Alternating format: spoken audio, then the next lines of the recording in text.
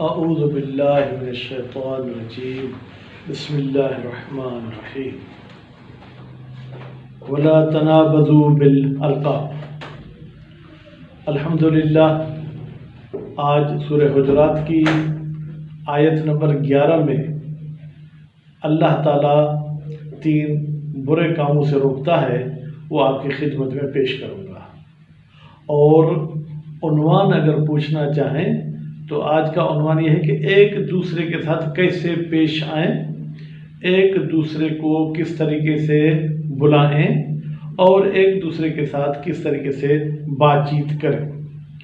تو اللہ تعالیٰ اس آیت میں یوں فرما رہا ہے، اے ایمان والو، تم لوگوں میں سے مرد دوسرے مردوں کی مسخرہ بازی نہ کریں، شاید وہ جن کی تم مذاق اڑا رہے ہو وہ تم سے بہتر ہو۔ اور اسی طریقے سے عورتیں بھی ایک دوسرے کی مذاق نہ اڑائیں، شاید مذاق اڑانے والی سے بہتر ہو۔ اور دوسری بات یہ کہ ایک دوسرے کو تانے نہیں دو، ایک دوسرے کی عیب جوئی نہ کرو۔ اور تیسری چیز یہ ہے کہ ایک دوسرے کو برے القاب کے ساتھ یاد نہیں کرو، اس لیے کہ ایمان لانے کے بعد کسی کو برے نام رکھنا، کفر والے نام رکھنا، یہ اچھا عمل نہیں ہے۔ اور جو لوگ یہ برے عمل کر چکے ہیں اگر توبہ نہیں کریں گے تو وہ ظالمین میں سے ہوں گے۔ تو اب اس حوالے سے آپ کی خدمت میں یہ میں نے عرض کیا کہ اس آیت میں 3 چیزیں ایسی ہیں جن سے اللہ تعالیٰ نے منع کیا ہے۔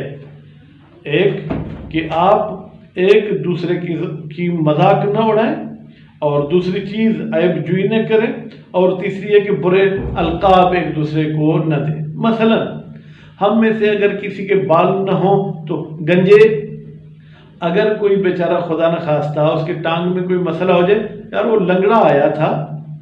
اگر کسی کا کلر جو ہے کالا ہے، یار یہ بلیک ہے، پتہ نہیں یہ بھینسے کی طرح ہے۔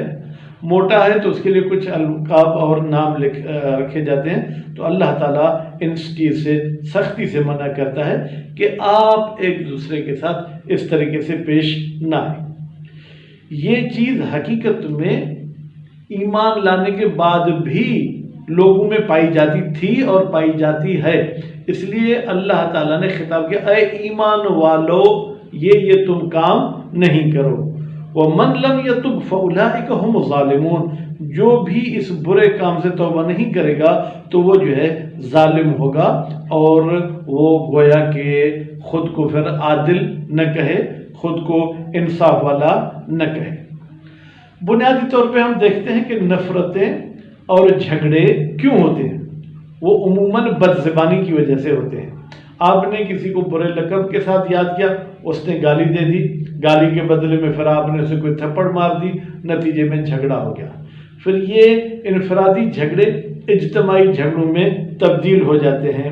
اس لیے ہمارے نبی کریم نے بھی یہ فرمایا ہے، ایھا الناس، اے انسانو، ان دماءکم و اعراضکم علیکم حرام، بے تحقیق تم میں سے تمہارے خون اور تمہاری عزتیں اور تمہارے ناموسیں ایک دوسرے پر حرام ہیں، یہاں تک کہ تم اپنے پروردگار کے ساتھ جو ہے کیا ہے ملاقات کرو۔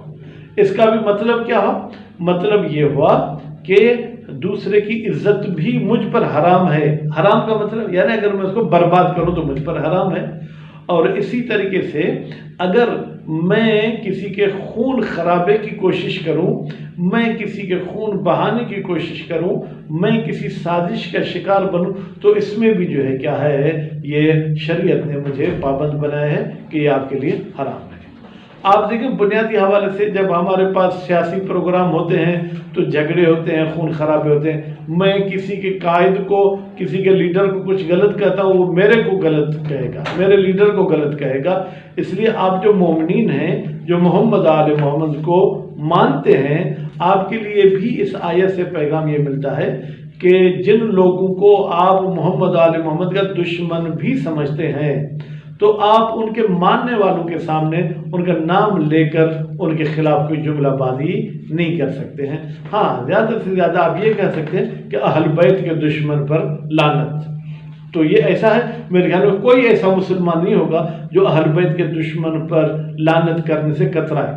وہ الگ بات ہے کہ ہم کس کو اہل بیت کا دشمن مانتے ہیں، وہ کس کو مانتے ہیں، لیکن بہرحال ایک دوسرے کا احترام کرنا ہے۔ اچھا ایک بات ضمن میں اور بھی بتا دوں، اس کے لیے مستقل کوئی کلپ نہیں بنا گا، بیوی شوہر ایک دوسرے کو کیسے بلائیں؟ میں نے کہیں پڑھا تھا کہ جب بیوی اور شوہر بھی ایک دوسرے کو بلاتے ہیں تو بہتر ہے کہ نام لے کر نہ بلائیں۔ اگر اللہ تعالیٰ نے ان کو اولاد دی ہے، مثلا میرے بیٹے کا نام حسین ہے، تو میں اپنی بیوی کو جب بلاؤں تو میں اسے اگر اردو میں بلانا چاہتا ہوں حسین کی ماں، اور اگر میں عربی میں کہتا ہوں ام الحسین، اور جب وہ مجھے بلاتی ہیں تو مجھے رحمانی کر کے نہیں بلائیں بلکہ مجھے کہیں ابو الحسین، حسین کے بابا، جیسے کہ ہمارے ائمہ معصومین کی بھی یہ سیرت رہی ہے۔ امید ہے اللہ تعالی ہمیں قرآن اور اہل بیت کے بتائے ہوئے احکام پر عمل کرنے کی توفیق عنایت فرمائے۔ والسلام علیکم ورحمۃ اللہ وبرکاتہ۔